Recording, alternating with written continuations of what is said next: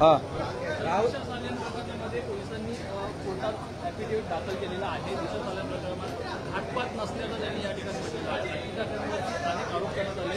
पोलिसांच्या अहवालात घातपात नसल्याचं कारण सांगितलं. त्याच्यामध्ये मला असं वाटतं की आताच एवढ्या लवकर बोलणं योग्य आहे असं मला वाटत नाही. एखाद्या यंत्रणेचा अहवाल दिलेला आहे, अजून काहीतरी अहवाल चालू आहे असं देखील काही मंडळींकडनं मला कळलेलं आहे. त्याच्यामुळं एखाद्या गोष्टीचा तपास यंत्रणेचा जर चौकशीचा अहवाल अजूनही जिवंत असेल किंवा सुरू असेल तर अशा प्रकरणामध्ये आपलं मत मंत्री असताना व्यक्त करणं हे योग्य नाही. एसआयटीचा अंतिम निर्णय आल्यानंतर याच्यावर योग्य ते आम्ही नक्की बोलू. राजकीय आरोप करण्यात आले त्यामुळे माफी मागण्यात येईल अशी ठाकरे गटाची.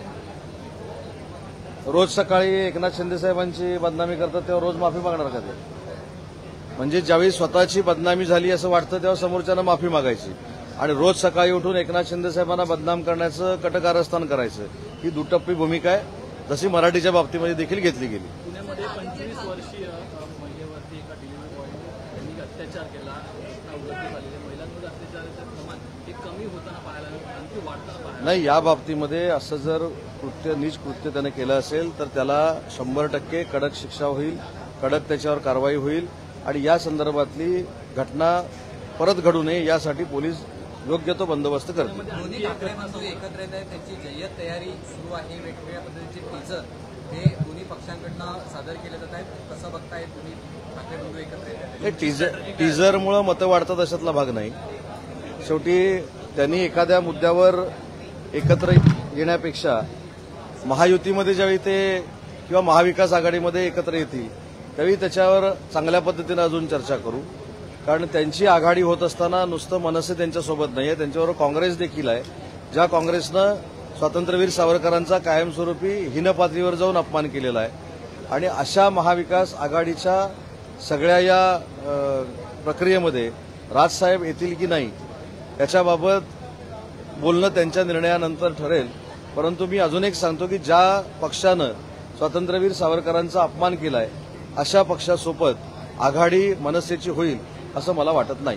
समन्वय समितीची बैठक झाली. एका व्यक्तीला मारहाण केले, मराठी बोलता येत नसल्यामुळे त्या व्यक्तीला मारहाण केली. पोलीस कारवाई करतील ना. अशा पद्धतीची मगरुरी जर कोण करत असेल.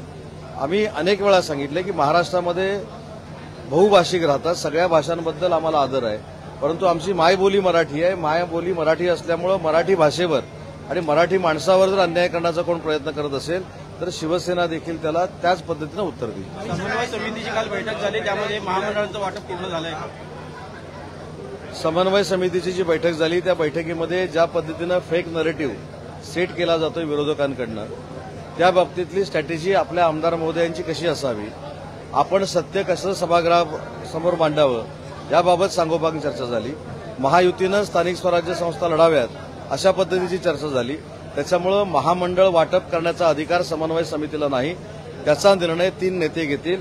त्याच्यामध्ये शिवसेनेचे मुख्य नेते आदरणीय शिंदेसाहेब असतील, बीजेपीतून माननीय देवेंद्रजी निर्णय घेतील आणि एनसीपीतनं अजितदादा निर्णय घेतील.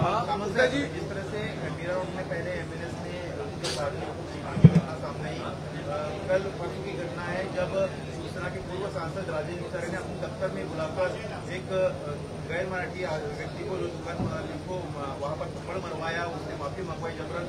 उसको मुद्दा बनाया जा रहा है कि ये हमेशा ऐसी क्यों दादागिरी कर रहे हैं. अगर ठीक है भाषा का सम्मान तो है, लेकिन इस तरह से कानून हाथ में लेना कितना जायज और क्या? कानून हाथ में लेना ये गलत बात है. मराठी के ऊपर अगर अन्याय हो रहा है तो उसके ऊपर भी कार्रवाई हो सकती है. जो मैंने बोला कि महाराष्ट्र में एक परंपरा है, बहुभाषीय परंपरा है, लेकिन मराठी हमारी माय बोली है. अगर मराठी के ऊपर अन्याय हो जाता है तो हम भी सह नहीं सकते. लेकिन कानून को हाथ में लेना और लॉ एंड ऑर्डर बना के रखना ये अच्छी बात नहीं है. ठाकरे परिवार जिस तरीके से एक इकट्ठा आने की बात सामने आ रही है, दोनों ही पार्टियों की तरफ से, यूपीपी की तरफ से, एमएनएस की तरफ टीजर लॉन्च किए जा रहे हैं.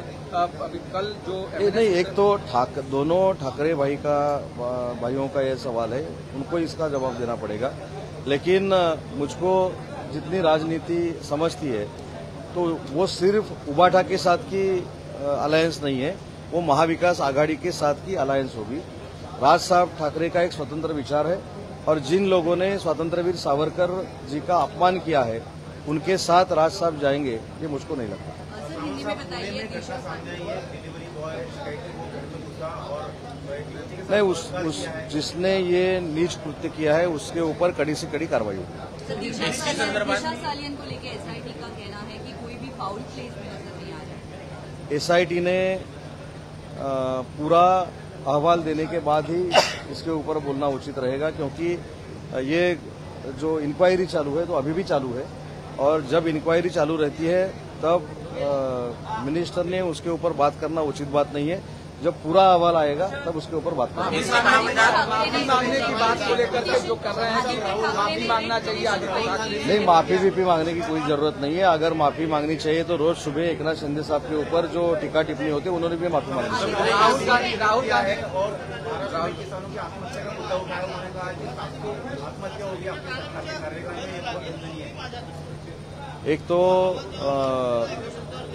राहुल गांधी जी ने महाराष्ट्र के बारे में, महाराष्ट्र के फार्मर के बारे में जो बोला है वो बहुत ही जल्दी बोला है। अभी तक वो कहाँ थे जब आपत्ति आती है, जब नेचुरल कैलेमिटीज आती है, तब ये सब लोग कहाँ रहते। महाराष्ट्र में जो महायुति का सरकार है वो पूरे फार्मर लोगों का ही सरकार है और उनके उन्नति के लिए काम करेगा। एसटी महामंडळासंदर्भात भरत गोगावलेंवर कुठेतरी आरोप होताना दिसत आहेत। अनिल परब हे सभागृहामध्ये आरोप करता आहेत, इलेक्ट्रिक बस गाड्या असेल किंवा मग 1300 विरोधकांचा हा उद्योगच आहे की फक्त आणि फक्त त्यांना सत्तेतनं बाजूला केलेल्या 50 आमदारांवर बोलावं आणि त्यांचं नेतृत्व करणाऱ्या एकनाथ शिंदे साहेबांवर बोलावं, हे त्यांचं फ्रस्ट्रेशन आहे। त्यांना एवढं मनावर तुम्ही घेऊ नका आणि एवढं महत्व देखील देऊ नका। सरकार कैसे देखेगी इसको, क्योंकि सरकार की तरफ विद्वेष फैला। नहीं, मेरे ख्याल से विधान परिषद की लोक प्रतिनिधि मनीषा ताई ने ये सवाल उठाया था। उसके बारे में मुख्यमंत्री महोदय और उप मुख्यमंत्री महोदय ने जांच करने की उनको वचन दिया है, आश्वासन दिया है। उद्धव ठाकरेंमुळेच कुठेतरी महापालिकेच्या निवडणुका लांबल्या गेल्या, कारण तेव्हा सरकार होतं तेव्हा तुम्ही प्रभाग रचना बदलण्याचा मानस टाकला होता आणि त्यामुळेच त्या सगळ्या निवडणुकीच्या पुढे गेला असा आरोप होता आशिष शेलार। त्यावेळी सत्ताधारी पक्षातल्या सगळ्याच मंडळींचं असं म्हणणं होतं, तत्कालीन मुख्यमंत्र्यांचं, की मी मुख्यमंत्री आहे म्हटल्यानंतर मुंबई महानगरपालिका माझ्या हातामध्ये असली पाहिजे, पुणे महानगरपालिका माझ्या हातामध्ये असली पाहिजे, कोल्हापूर महानगरपालिका ताकद असो नसो माझ्या हातामध्ये असली पाहिजे। मग ताकद नसताना महानगरपालिका हातामध्ये कशी ठेवायची? तर आपल्याला जे अधिकार आहेत मुख्यमंत्री म्हणून, त्याच्यामध्ये सगळ्या वॉर्डमध्ये फेररचना करायची, 2चे 4 करायचे, 4चे 2 करायचे, 2चा 1 करायचा, प्रभाग रचना माझ्याकडे रत्नागिरीमध्ये जर बघितले 30ची 32 झाली, काही ठिकाणी 32ची 38 झाली। हे सगळं काही लोकांनी ठरवून घेतलेलं होतं, कारण वन साइड मीच पाहिजे, मी मुख्यमंत्री आहे आणि मलाच महाराष्ट्राच्या स्थानिक स्वराज्य संस्थांवर अशा पद्धतीची कार्यप्रणाली करून, खोटं काहीतरी करून त्या सगळ्या निवडणुका जिंकायच्या होत्या आणि म्हणूनच ही प्रभाग रचना किंवा ह्या सगळ्या गोष्टी केल्या गेल्या।